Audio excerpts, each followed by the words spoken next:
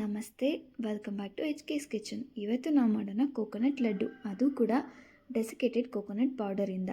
Fresh coconut ಸಿಗಲಿಲ್ಲ ಅಂದರೆ excuse ಬೇಡ, ಪೌಡ್ರ್ ಇದೆ ಅಲ್ಲ, ಬನ್ನಿ ಸ್ಟಾರ್ಟ್ ಮಾಡೋಣ.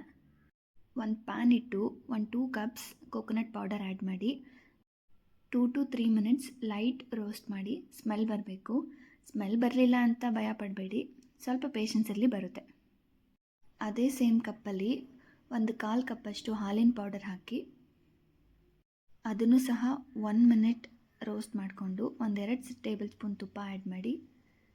ಆಮೇಲೆ ಸ್ವಲ್ಪ ಕಾದಿರೋ ಹಾಲು, ನಾನಿಲ್ಲಿ 2 ಕಪ್ ಆಗೋಷ್ಟು ಹಾಲು ಹಾಕಿದ್ದೀನಿ. ಇದೆಲ್ಲನೂ ಮೀಡಿಯಮ್ ಫ್ಲೇಮಲ್ಲಿ ಇಟ್ಕೊಂಡೆ ಮಾಡ್ಕೋತಾ ಇರಿ. ಆಮೇಲೆ ಅದೇ ಸೇಮ್ ಕಪ್ ಅಳತೆಯಲ್ಲಿ 1/4 ಕಪ್ಪಷ್ಟು ಶುಗರ್ ಆ್ಯಡ್ ಮಾಡಿಕೊಂಡು ಸ್ವಲ್ಪ ಹೊತ್ತು ಸ್ಟಿರ್ ಮಾಡಿಕೊಂಡ್ರೆ ಸಾಕು. ಇದು ಸ್ಟಿಕ್ಕಿ ಆಗಬೇಕು, ಇಲ್ಲಾಂದರೆ ಲಡ್ಡು ಫಾರ್ಮ್ ಆಗೋಲ್ಲ.